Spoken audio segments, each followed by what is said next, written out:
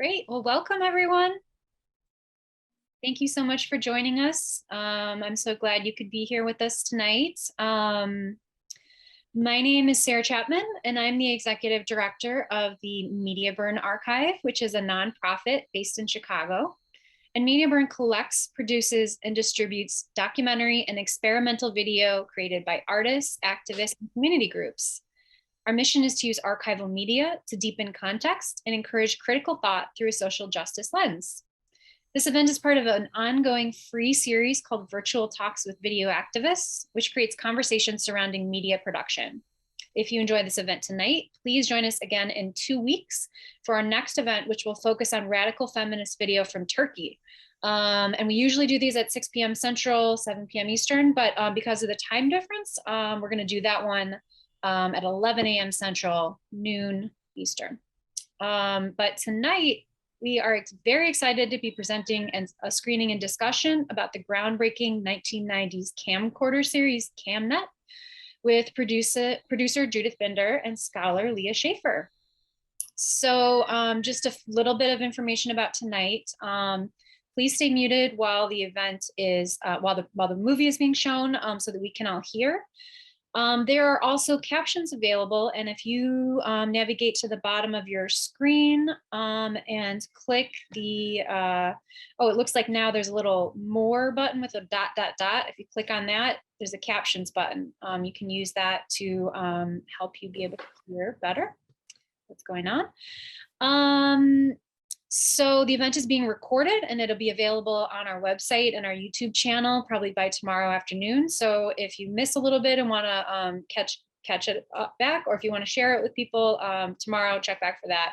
You'll get an email with a link as well. So tonight we're going to be showing a half-hour clip from CamNet, and then after that we will be having a discussion. And after Judith and Leah talk for a little bit, we encourage you to join in the conversation, whether by raising your hand virtually or using the reaction button on Zoom, or you can type in the chat. And we, this is going to be a great discussion. So please, please bring your questions. So Judith Binder was raised in Los Angeles and became interested in video production while her daughters were teenagers. She first worked at the American Film Institute's Women in Film program, and then she began producing videos of performance artists in the downtown LA theater scene, which can be seen at the Getty Museum. In the 90s, Judith formed a company with video pioneer Nancy Kane, and they began producing content for the 90s, which is a PBS show created by Media Burn's founder, Tom Weinberg.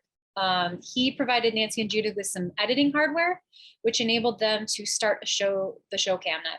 Rolling Stone picked CamNet as the second best show that, quote, didn't suck, and called it, quote, a brilliant and democratic vision. So we're going to tell you a little bit about Nancy too. Nancy began playing with video as a member of the Video Freaks, the radical video collective in New York that shot footage of the Woodstock Festival. She worked on the first video pilot for network television with the Video Freaks at CBS in 1969 and ran an offbeat weekly video show called At the Video Freaks Loft in Soho. She co-founded Lanesville TV, quote, probably America's smallest TV station. Along with TV, she defined the video documentary movement of the 70s, known as guerrilla television. Kane was a co-creator and producer of the 90s, as we mentioned in Judith's bio, which the New York Post called refreshingly irreverent, opinionated, and outlandish. She was co-founder of CamNet with Judith, and sadly, she died in 2021 at the age of 81. So Leah Shafer is the Associate Professor and Chair of Media and Society at Hobart and William Smith Colleges. She also serves as Associate Producer and Associate Programmer of the Finger Lakes Environmental Film Festival. A maker and scholar, Shafer has screened experimental documentaries and video essays at juried festivals. She was the recipient of Hobart and William Smith's 2018 Excellence in Teaching Award.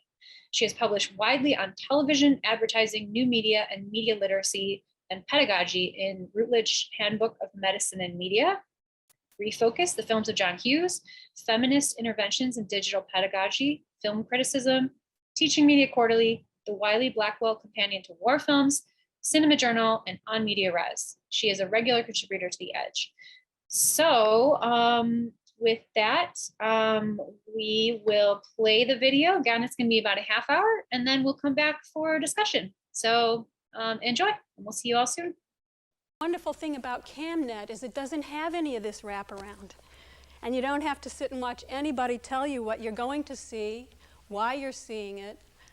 It just comes on. When I started taping early on during the last revolution, do you remember the revolution when the anarchists were on the left?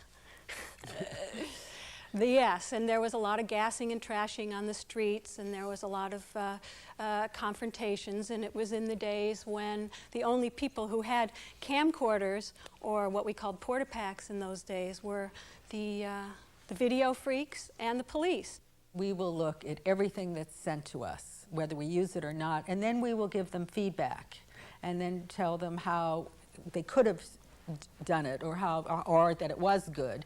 But there's always ways that they can improve it, and that we want them to get involved in the story, not by making the story, but getting involved by getting close to it, not zooming in, but stepping into what's happening. We're known as the People's CNN.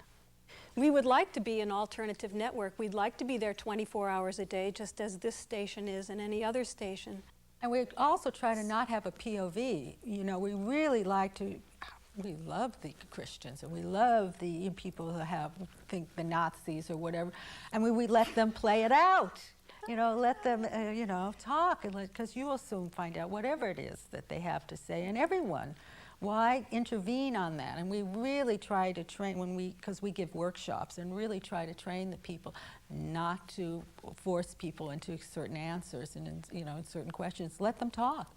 And you can be very intimate. I mean, we can talk to, right, we always go to the ladies' room. We love the ladies' room. That's where the story is. But you also can be very intimate, because you don't have to look into your camera when you know enough. I mean, and then it's just eye contact, and you can just talking to someone, and they feel very safe. Yeah, people always said, beware of a big brother, but it's really little sister, and we're here.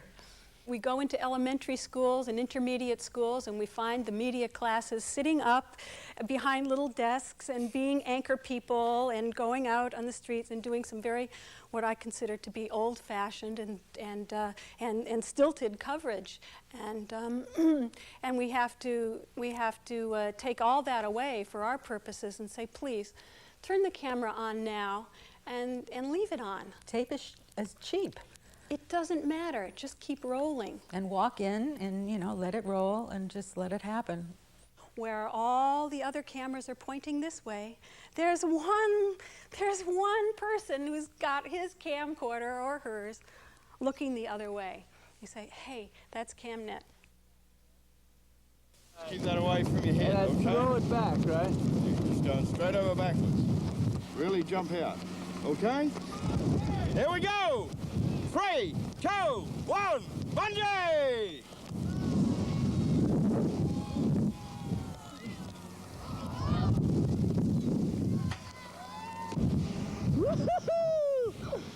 CamNet, the camcorder network.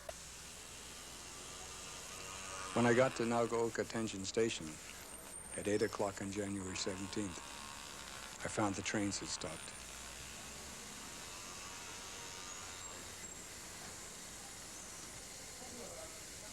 But I went up the stairs to the entranceway to see what was going on anyway.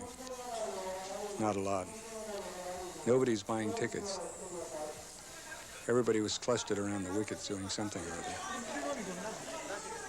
The man in the office said, "No way today."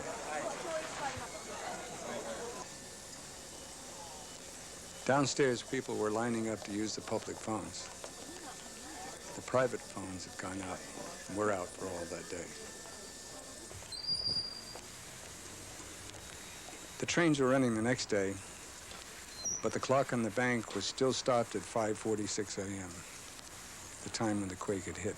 Earthquake, da da da da da da da, and after that, midnight darkness. He cannot See anything, huh? see anything. So, and he lost glass, and he look over there. So fire only fire. Ah. And he can find a window, and he opened the window, and he jump, but only this. Ah.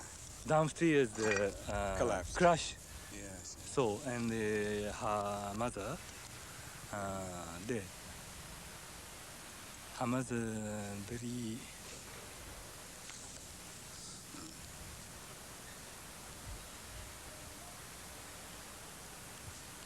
Many old people died.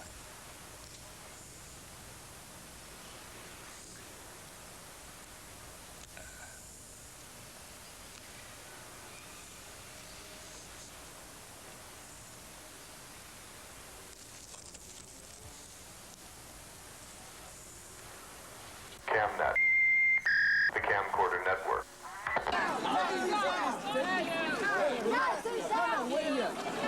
Either we go there or we go in here. But we got all right. Damn Bolsheviks out! Another little demonstration for these guys. Oh, you pushes you! Okay. We want to get in here. Just relax a second. They can go that side. We're gonna get your, just keep them. Do me a favor, just stand out here for until I get a force over here to ring. I'm Palestinian. Palestinians are against Zionism and they're against anti-Semitism! What? You're bullshit! You're the cops! Semites! They're Khazars from southern Russia! Appreciate it. We could just keep this down until I got the captain coming over, get a spot for you guys. I don't want an argument, all right? It's just gonna get violent. We'll just keep it. All right, but I'm asking, cooler heads prevail. Just relax, all right? Nazis out! Nazis out! See something going on with him. Get somebody's attention before you run over there, right? So we know what's going on. How do you stay so calm under circumstances? Well, I need you to get inside the barriers or keep moving, all right? Okay. You don't answer questions? No, that is my demeanor. I am a calm person. Do you get a lot of training to do this Yes, kind? years and years of experience and training. That's what it is. And you enjoy this work? No. What would you rather be doing today? Working on a farm in Wyoming. All right?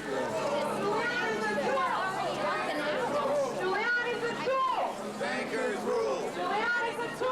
Bankers rule! CamNet, the camcorder network. I am the nude handyman for women only. And how did this happen? How did you get this job? I mean, how did you start doing this? Well, that's hard to say. Just an idea that just came to my head because one day it was so hot in my house, I just took off all my clothes and vacuumed and dusted, and I was pretty comfortable. And I said, hey, why not make some money doing this and enjoy myself? Hello, this is Beth. Yeah. I'm John, your handyman. Nice to meet you. Call for service. Yes, and this is my roommate Helga. Helga. Hi. Nice to meet you. One of two things. One is I think that it's pretty unhealthy to have this caulking be so old and like this. There's all the caulking I have. I don't know how much is in there, but I don't think it's not much. Uh-huh. But yeah, it is very unhealthy.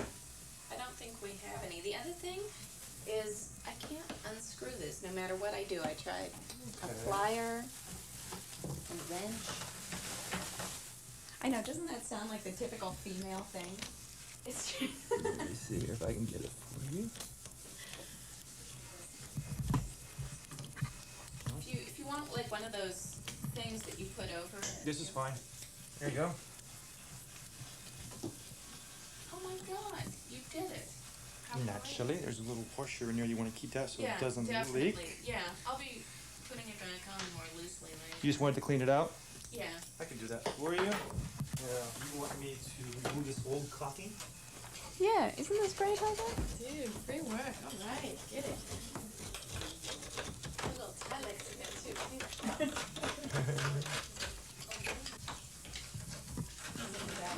This is pretty good for now. CamNet, the camcorder network.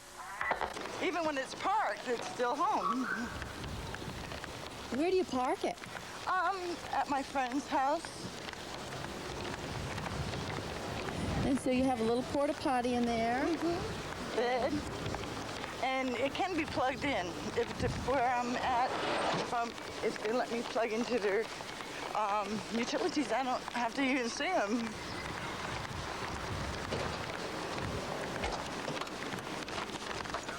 Do the kids like it? They love it. I wouldn't be in, well, it cost me all my money that I had saved up because I worked for like 6 years, and then the company that I worked for changed hands and sold out. And so I didn't have a job. So, see? Oh, This yeah. little auto potty. Here's the refrigerator, the sink. But there's the potty. The stove. Wait, and this is the little sink. Uh-huh. Right. Yeah, those are the parts to the car. There's the refrigerator. Right. And there's auto potty. Oh, and the auto potty. And, I mean, it's plenty of room for them while they're small. Now, do you sleep in here too? You all sleep together? Yeah. It's a family bed. Yeah. And so you lost your job? Yeah, so, and I lost my big house. And going through that, I don't want to, if I can't fit it in my van, I don't need it. You know, that's just, I mean, nobody can even give me any furniture or anything because I've already gone through that. And so if I can't fit it in my van, we don't need it. And my whole philosophy is, you know, changed. You know, and we live better in a way now than we did before.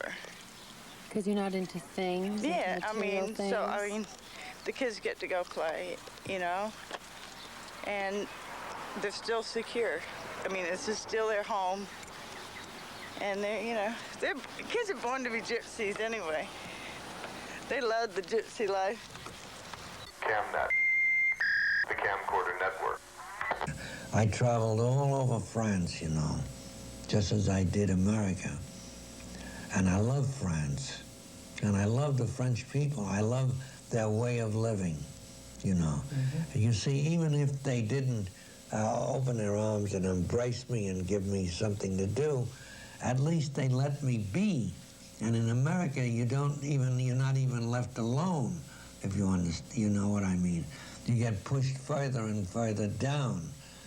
You see, I was in such terrible condition here in America that I was panhandling on Broadway, New York, at night, waiting for the theater crowd to come out. And then I would go among them and then stop a guy and say, please, could you give me a dime, you know? Or I need a little something. Can you give me something? Sometimes I'd take my hat off and hold it out. You know that? And sometimes I'd come home with nothing in my hat or in my pocket. Nothing. I didn't make a goddamn cent. They could walk past me as if I were a stick of wood, do you know? And I was doing this for about 3 or 4 months. And the thing that cured me, I would have been a panhandler for life, was that one night, I'm coming back home. I got off in Brooklyn, near my home, and it's a slight drizzle. And I see a man coming along toward me with a top hat and an opera cape, do you know? And a cane, swaggering along. And I go up to him, and I give him the same story. And he never stops walking, but just opens his opera cape, puts his hands in his vest pockets, empties them of all the change, nickels, dimes, pennies, threw them in the gutter. The wet rain, you know, there's already a stream running. And I could have killed him, you know. He never noticed me, never said anything to me, as if I were nothing. But he did all that, you see. Then I went to the gutter, and it's already muddy, you know, and I washed the coins clean and put them in my pocket and go home. Then I swore never again will I ask any son of a bitch for help. Do you know? I was cured. CamNet, the camcorder network.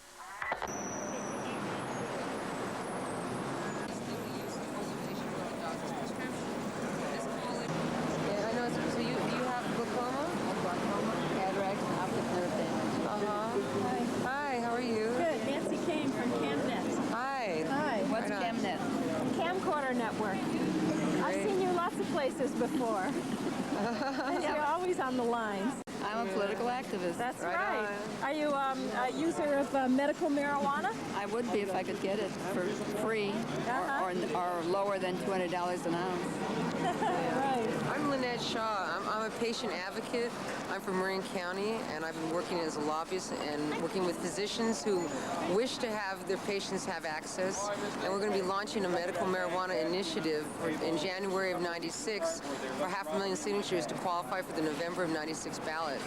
We wish to have a state ballot initiative so that medical marijuana will be available for the critically ill, cultivation of a few plants with the physician's authorization. So today is National Medical Marijuana Day, November 15th, and we're having speakers, doctors, and patients. Another patient here. Well, Sister Samaya. All right, good morning, good morning. I'm sorry I was late, I was in a little pain. Go ahead, light up yes, and that's what I need. do an interview, sister. Hey, this is taking care of their symptoms. I was in a little pain this morning, but I believe I'll be all right. It's good for pain. Yes, sir. It's a great excellent medication for sleep. It helps the intraocular eye pressure associated with glaucoma. It's especially useful for the relief of the spasms. Notice that come I'm with not multiple inhaling. sclerosis. Watch, I won't inhale. People who have cancer chemotherapy can't eat. They're so nauseated they can't eat. I only Marijuana is one exhale. of the very few things that will keep down the nausea so they can eat. I took it in, I swallowed it, I held it, and I blew it out. I never inhaled. Where's that patient? Not once. Give it to me. Is there one more patient?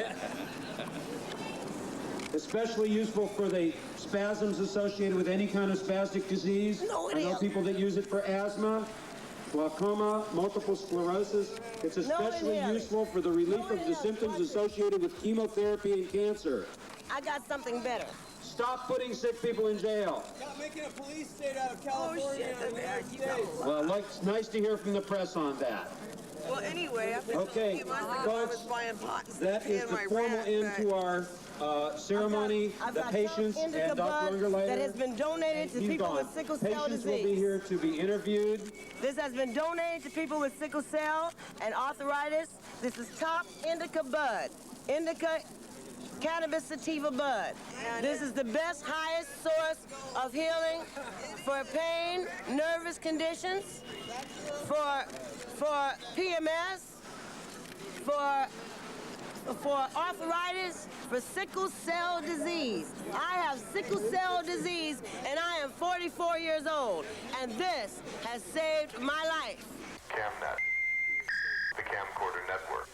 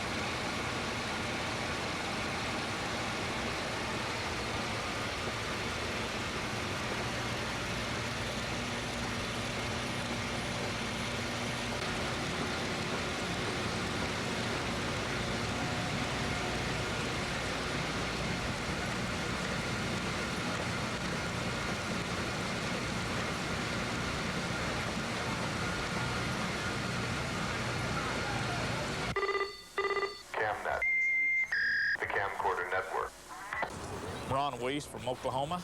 Yeah, Ron, and we saw you up there behind the glass looking down at us. What did you think? I was amazed at the amount of money could be printed in such a short period of time. It just was unbelievable. I don't think I could ever spend as much money as I seen them print. That's great. That's a great quote. And I mean, you know, what do you think it's doing to the economy, printing all that money? Well, apparently, from what they're saying, it's not doing a whole lot because they're replacing a lot of money that they're having to destroy because of it wearing out. Now, what brought you to Washington, D.C., Ron? We have the Allied Masonic degrees going on this week, and we're up here for that. What is that, the Allied Masonic? It's the Allied Masonic degrees. It's a group of Masons that have gotten together to study Masonry and the different degrees. Now, the highest degree is what, 32? 32nd degree is the highest degree you can attain. Of course, there's a 33rd honorary degree. And then from then on, it's just different degrees that we take, we study. And you have to study to become that high, I guess. What kind of things do you study? Well, the different Masonic beliefs and theories. The 32nd degree is kind of like a college education in Masonry. The Allied Masonic degrees are different brethren that are getting together to do nothing but to study Masonry, the different philosophies and whatever of Masonry in the past ages. Now, what do you think, in a nutshell, the main philosophy of Masonry is? Charity. Charity is the main philosophy of Masonry. We study a lot of things, but we practice charity above all. Now, I know the founding of our country, George Washington was a Freemason, and many of the founding fathers. And also, I guess, significantly, there are a lot of Masonic symbols in Washington, and even on the dollar bill. Do you want to just sort of explain some of those? I wished I could tell you what all the different symbols are on a dollar bill. There's something like 13 different Masonic symbols on it. I was amazed when I looked inside and I seen the explanation of the dollar bill. They didn't have the Masonic information on. If I had thought about it, I would have brought it with me because I do have it at home, and it's very interesting. Does anybody here know? Any of your friends who? Grand Master, do you know some of the different Masonic emblems on the dollar bill? Joe, you know. I can't remember them offhand, but I've got them at home. Well, just to give us a general idea. The all-seeing eye is one. The all-seeing eye. The all-seeing eye. What's the symbolism behind that? That's just one of the symbols that we use in Masonry in our teachings. What does it mean? Is that one of the secrets? It's a symbol of deity, if you would, of God, the all-seeing eye. It's a symbol of power or of seeing. Seeing what? What does it see? Because, you know, you don't get a good explanation. Most people, this stuff, they've forgotten it. But someone like you you've studied all of this. The all-seeing eye is, it encompasses all. It's indescribable. There's no end. There's one thing that you had just commented on about Masonry. Most people don't realize that you have to ask to be a Mason, that a Mason cannot ask you for membership. And if you fail to ask for membership or ask to be a Mason, you'll never be a Mason. Because that's one thing that we cannot do is solicit membership. I see. Well, I'm not really interested in joining now, but I am interested in knowing some of the things that are secret. What are some of the Mason secrets? Do you still have secrets? The only secrets we have in Masonry is our modes of recognition, certain grips and certain signs, and most of those are used in our degrees only. It is a fable that has lasted over many, many centuries that we're a secret society, which is totally untrue. If we were a secret society, I wouldn't be able to stand here and talk to you about it, nor could we show our different signs around different buildings that we have. Many of the cornerstones on the national monuments and national buildings here in Washington were laid by Masons. So if we were a secret society or a secret organization, we couldn't very well do that. So therefore, I want to lay to rest that theory that we are definitely not a secret organization. Right. How do you think that myth spread? All through the years, due to the fact that we do our degree work behind closed doors, not viewable to the public, this myth transpired. And due to that fact, we are going to be many years, apparently, getting that myth dispelled. Once we get it dispelled, hopefully the public at large will understand more about Masonry. So when you get together and have these meetings, are they open to the public? Not our stated meetings. No, our stated meetings are not. These are meetings that only Masons can attend. But again, you know, we're not doing anything secret. It's just like any fraternity. We have an organization. We have our meetings. Okay, why not, let's do that secret handshake. I can't do that to you, so I'll just shake your hand. How's that? Don't you kind of like put your finger in here or something? No, not quite. Not quite. I am. All right, thanks very much. Thank you. All right. Appreciate it. Okay. Boy, you tried, didn't you, partner?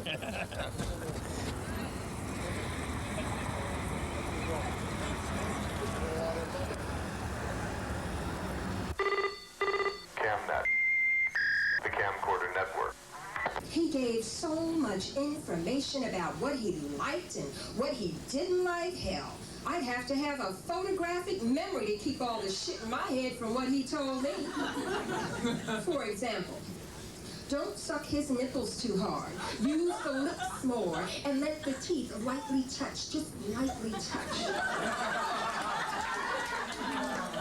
And don't suck the head too long or too hard. Give it long, semi-firm strokes. And definitely, definitely don't you slip and make no teeth contact with the head. Oh, God, no, definitely don't do that. Ooh, so much information, so much detail. How did he forget to mention he had herpes? CamNet, the camcorder network. You know, that story has an interesting sequel. 2 years later, I was a dinner guest of Leonard Strelitz, who was the chairman of the United Jewish Appeal. And over dinner, he said, "Harold, how well do you know Pat?" I said, "Why do you ask?" He said, "Would he be willing to have as his guest the Israeli ambassador, and we would invite in Jewish money men, and the ambassador could give them the pitch for Israel?" And I said, "I'm sure he would." And when I checked with you, you're only too happy to. I said, "If you want to know how well I know Pat Boone, let's get into his story." And so we got to the point where we laid hands on you and prayed for a massive, immediate miracle. And within 24 hours, a total stranger appeared from Washington, D.C. and purchased the Oaken Oaks.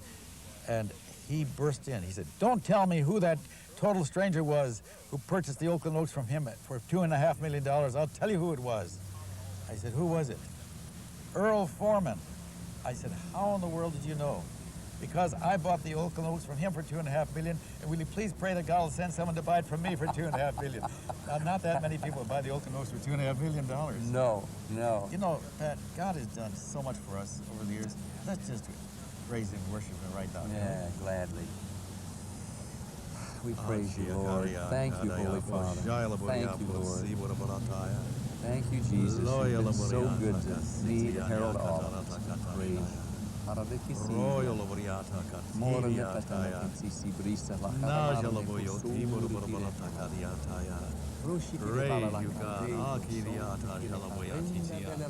Ayaraborataya, Akatsinio, Potaya, Shailaburiatasia, Akoi, Ibini, Diadaya, Aloyalavora, Titiataya. Praise you, Lord, Akitia, Niakataya. Thou art worthy, O Lord God. Praise you, God. Thank you, Lord God. Praise God. Now, you say you would like to get a walking shot? CamNet, the camcorder network. Jesus loves. Who do you think these people believe Jesus loves? Who does Jesus love? Who do they think Jesus loves? Jesus loves. Loves the white male fetus, the white male fetus of the world. White or male and white, either one is quite all right. Jesus loves the white male fetus of the world. One more time. Jesus loves the white male fetus, the white male fetus of the world. Male or white or male, all the rest can go to hell. Jesus loves the white male fetus.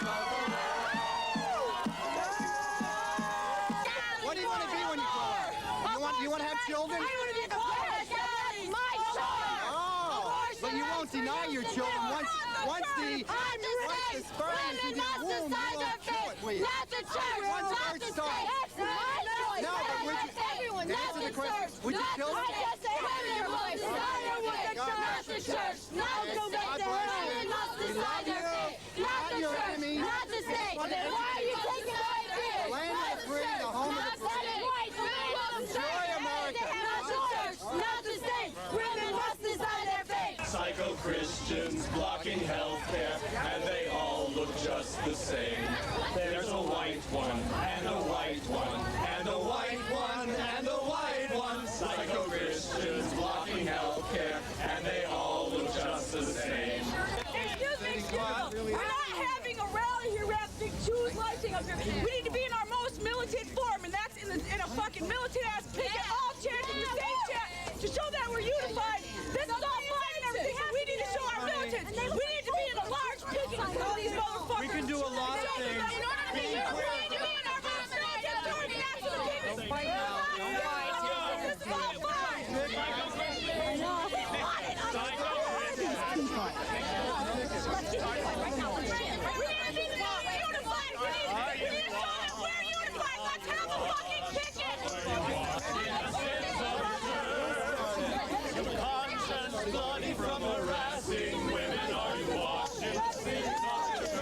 CamNet, the camcorder network.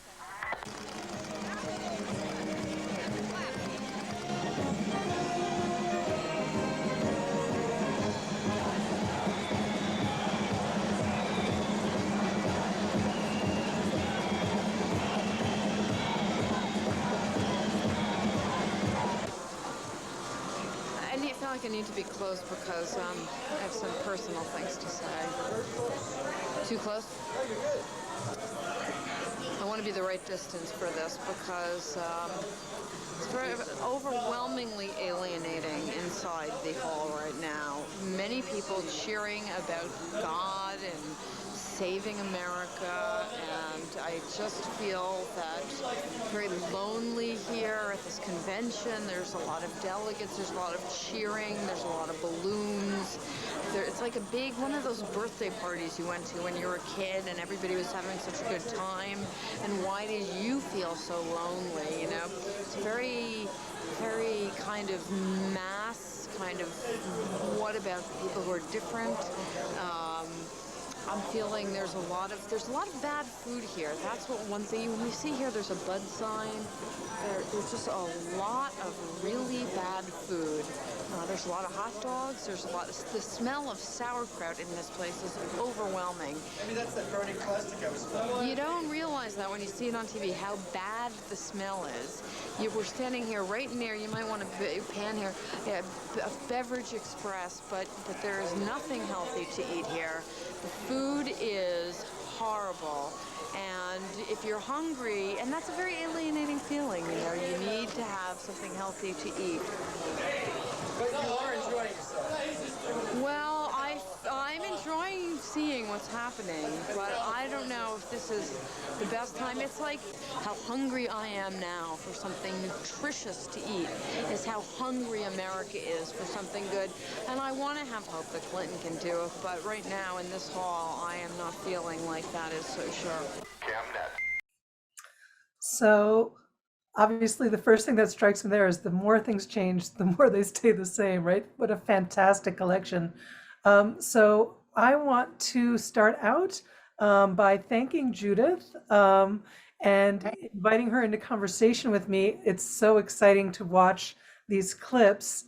And I have a few questions to start out, but if folks want to join in, we would love to hear your voices as well in conversation with Judith Binder.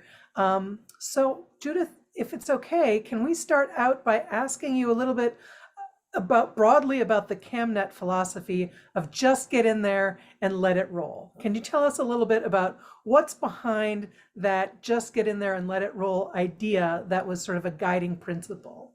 Well, video, was very cheap, and why not? And to get in, well, as we said before, to get in as close as possible and let it roll, and let people talk as much as they want, And silence is always good on my part. And then people say all kinds of things when you're quiet. And then just observe, and that's it. That was our philosophy. Just let it roll. It really works. Thanks. So my next question is, maybe you can tell us a little bit about Nancy and your relationship to Nancy Kane. You told me a little bit about how the two of you met and how you started working together and what the dynamic was between the two of you in creating CamNet. Well, her husband was Paul Krasner, and we had a double date because the guys knew each other. And we, started talking as you do. And I was telling her I was doing, documenting the performance artists. And she told me a little bit about her history and everything. And then I said, well, she said, what kind of a camera? And I said, a Hi8. She said, oh, I have a Hi8. I said, oh, really? She said, and what are you interested in? She told me, and I said, well, I'm really interested. I said, let's have a show and tell and see each other's videos. And that was it. We just fell in love with each other. It was so great. It was exciting. And that was what we did. And then we were on the 90s, and the 90s we got the editing equipment. So everything was free. And there we were, and we were off and running. So when you say off and running, can you tell us a story, like literally about you off and running somewhere? I mean, what would that be like, a day with the two of you and your Hi8 cameras? Well, she had a studio off of the boardwalk, Venice Boardwalk. And every day we would get together and we'd have lunch. And we'd go to the boardwalk, and to go to the left or to the right. And whichever we went, we always had a story. We always found something that was interesting. It was a performance or whatever. And then people would call us, and they would hear about us. They were watching CamNet was on 8 different places, and people would call and say, oh, I'd like to get involved. And we would say, great. And we would tell them our philosophy of how to shoot, and they would send in unedited videos, and then we would watch them. And if we liked them, then we would start editing, and then they were on the show. And it was every week, and we had a new hour show. I really respect this idea that you were engendering of it being, like you say, the people's CNN, and the way that you're describing it now makes it seem like you really are inviting voices of anyone who wants to participate to be involved with the process. Can you talk a little bit about what it was like to get those tapes in the mail and to start watching the kinds of things that people were sending into you? Oh, it was wonderful. I mean, everyone had a different idea and a different thought, and people would call up and said, oh, I have a great idea for a video. Would you like to shoot it? And we said, of course. And we would go out, and we would do it separately. We each did different videos. And sometimes she was more interested in something and I was more interested in other things. And then we'd come back and we'd start editing. And it was like Mickey and Judy of the old time. And we would just have such a great time. And it was a wonderful time in my life. So I really recognize and appreciate the nerve that it must have taken to continue to ask questions, right? I was thinking in the clip that we just watched about the guy who was pushing the mason to reveal the secrets, right? Right. What is it like to be in that camcorder VJ on the street position? Can you tell us a little bit about what makes that work?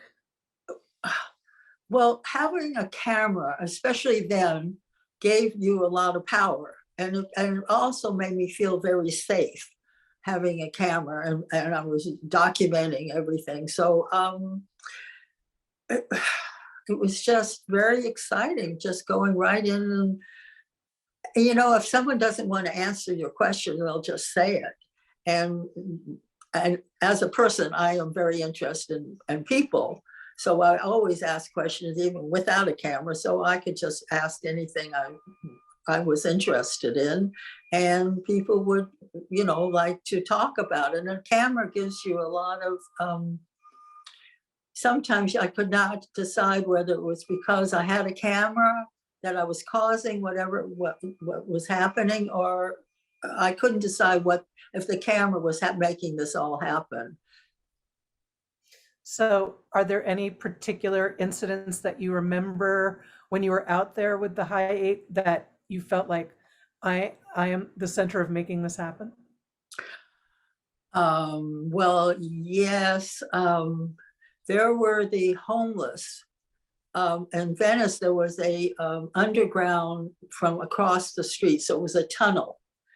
And I heard a guy's named Jesus was collecting food and electronics and whatever, and he made a little free home under the tunnel. And I heard about him, and I asked if I could videotape him. He said, sure. So I kind of climbed down these stairs, and was always wearing high heel boots, which was like, oh my God. And I was going down the stairs, and I'm in this tunnel, dark tunnel, and there was all kinds of clothes and electronics, and he was giving them all free. And these guys, it was all guys who were there, and they were all excited to get free things, and they saw the camera, and they then wanted to talk to me. And I looked around and I realized, uh-oh, there is no escape here for me. But everything was safe, and everyone was nice, and they, because of the camera, they accepted me. Otherwise, I don't think they would have accepted, because they could tell I wasn't homeless, and it was so homeless that people needed these clothes. And I think the camera caused what was going on. Mm-hmm. So I like your description of you like climbing in there with the high heel boots. I know. It reminds me of what I have my high heel boots. It reminds me of what you say at the beginning of the video, where you're talking about little sister is watching, right? Is there something that you think about you and Nancy being women that like affected the way that you were going about doing this process and making the project happen? That we were women, I don't think it made a difference, really. It was just that we were women and we were doing this, and that was it. And of course, we had meeting after meeting with CBS and NBC, and they all wanted us, and they felt in love with us, and we were going to be against Saturday Night Live. And then they realized that what we were doing free was going to cost them a lot of money. And then they started, and they always wanted to stand up. That was something that they always wanted. They wanted someone to explain what you were going to see. And oh my God, the Amazon is just ringing the doorbell. Someone has to ring that doorbell, answer. Anyway, of course, once they knew that it was going to cost money, and we never got releases from anyone. And then they would say, well, we have to have releases for everyone who was on camera, which would be an absolutely impossible situation when it was crowds like that and everything. And we'd have these meetings, and we'd leave, and they say, oh, we love you. And we get in the elevator, we go down, we look at each other, and we start laughing hysterically, because we knew we would never hear from them again. And that's probably what happened most of the time. So I have a few more questions for Judith, but I'm looking at the clock, and I think it would be wonderful if other folks want to chat with her, ask questions. Okay, great. Either use the raise hand feature on Zoom, or let us know, turn on your camera and start asking a question. We'd be happy to hear from other folks too. Don't be shy.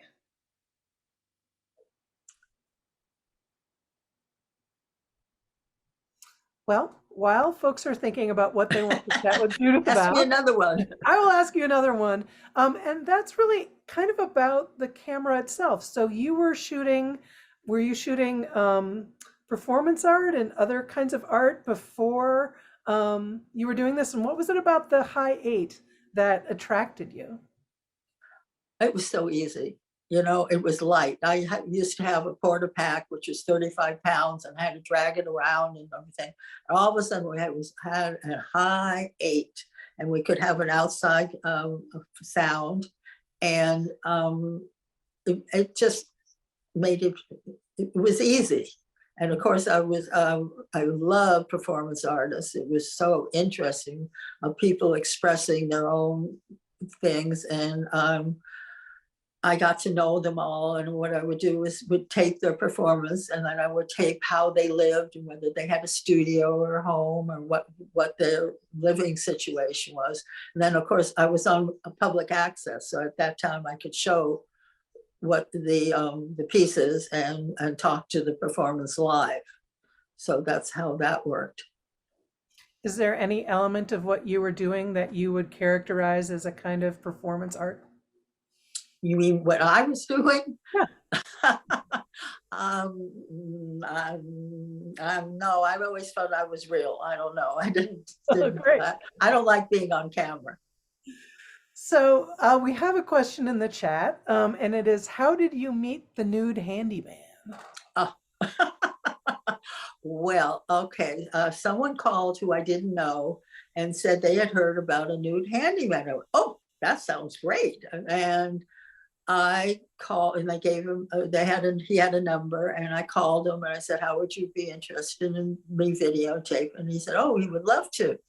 And I then had to find a job for him. So I had to call the woman who had called me, and she said she knew her friend who would be willing to have a nude handyman fixed. They had something that needed to be fixed. So I called him back and I said, let's meet on Fairfax at a newsstand. And I go to the newsstand, I park out in front, and I jump out with my camera because I start shooting right away. And there's a man looking at me, and I say, oh, hi, are you my nude handyman? He went, no, I'm not. So then another man who had these glasses with a mirror, and I think he's it. I went up, are you my nude handyman? He says, yes, I am. I said, great. He said, get in my car. I said, okay. And I got into his car, and I knew where we were going. And we went to the place, and they answered the door, and I started shooting. And there he was, and he was great, and it was wonderful. And I was over, and I thanked, everyone. And I get back in the car, and he says to me, he says, thank God you taped me today. I said, why? He said, oh, you didn't do it yesterday. I said, why? He says, well, tonight I'm going to an S&M club, and they're going to be putting hot oil on me, and my skin would not look so good. I went, okay, all right, interesting. And that was my experience with the nude handyman. So that guy had a whole scene, obviously. Yeah. But he did fix their caulking. So speaking about the specifics of one of the clips that we watched tonight, you've probably seen that collation a few times, but I'm wondering, when you rewatch it, what sort of comes to mind for you? When you're reflecting on it now, what comes to mind when rewatching the clips? I see that question. When I see the nude handyman piece? Well, any of them, really, the whole collection of them. Oh, I love it. It's like I haven't really looked at it since like 20, 30 years. Now I'm looking back on it. I'm really fascinated, like, ooh, I did that. Oh, that's, and it's a very nice feeling to see those clips, and the whole experience was just wonderful to do this. So we have a question in the chat, and then I see Alejandra has a question. So the question in the chat is, how did you develop such an open-minded, fearless attitude? I don't know. I was kind of a wild child, and I used to like jumping off roofs and doing different things. But I don't know. It was just, I never really felt that I had an open mind. I was just accepting. I'm not judgmental, and I'm interested in people and the way they live and different lives. And I don't know. It just happened, I guess. I got lucky. That's fantastic. Alejandra, you have a question?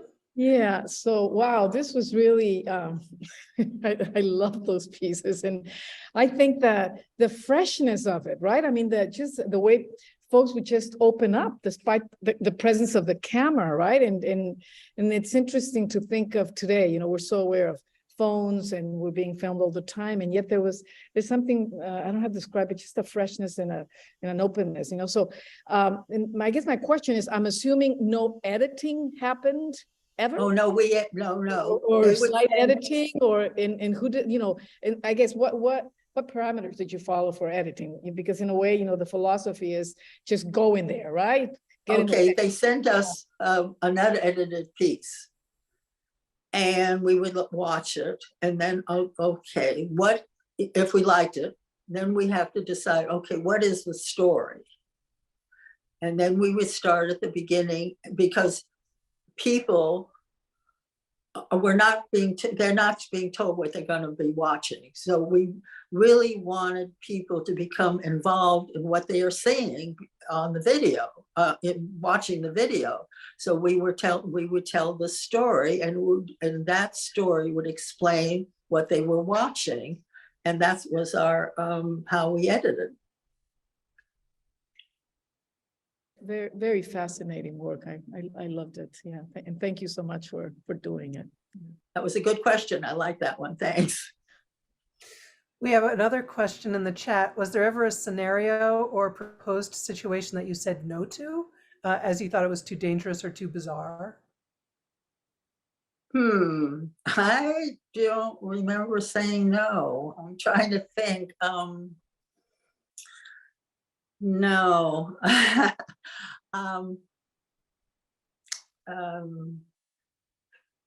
I really, I know. When, what was those funny, people's funniest videos?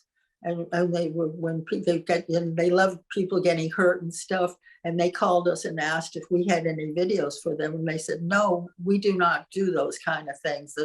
So anything that was like, that hurt people or was dangerous, we did not,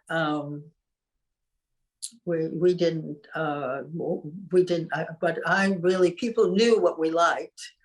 So we did not get phone calls besides that one about America's Funniest Videos.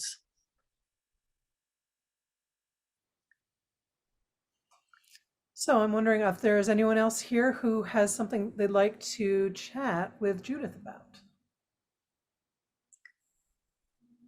Yeah, Skip. Was that a gesture to say you wanted to say hello?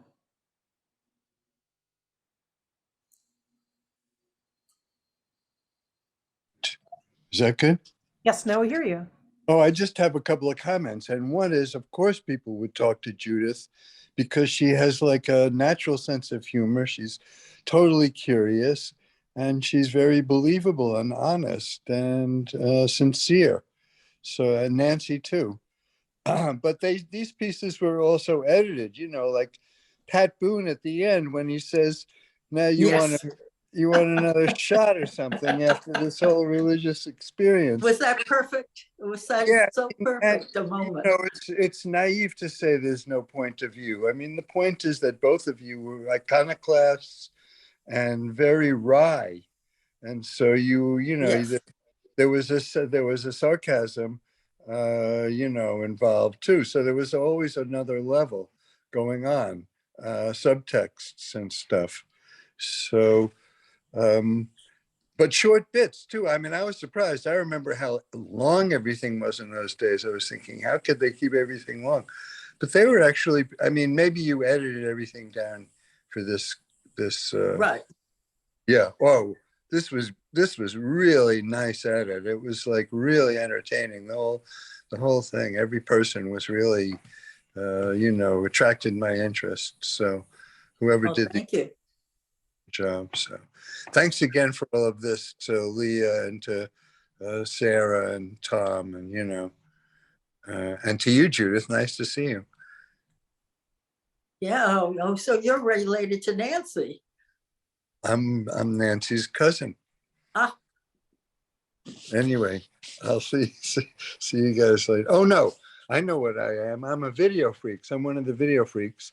And I have to tell you, for all of you videophiles, that New York this spring, suddenly, so many things are going on. There's a new Namjoon Pike documentary that's spectacular called Moon is the First TV.